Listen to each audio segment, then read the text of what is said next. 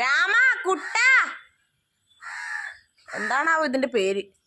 എന്നാ നീ എന്താ ഇലയൊക്കെ തിന്നടാ? എന്നാ ചോറ് എന്നെന്ത് കഴിച്ചോ? വിശക്കുണ്ടെങ്കിൽ ഇത് തിന്നടാ.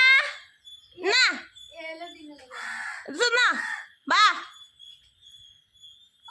അറിയാ അതാ കൊരങ്ങൻ മാവുണ്ടോ നമ്മളെ പോലെ. ഇവിടെ നിന്ന് കൊരങ്ങനെ നമുക്ക് കാണാൻ പറ്റും, പക്ഷെ കൊരങ്ങനെ നമ്മളെ കാണാൻ പറ്റുമോ? കൊരങ്ങനെ നമ്മുടെ ശബ്ദം മനസ്സിലായി. അത് മനസ്സിലായി. അത് ഓടി പോകരുത്.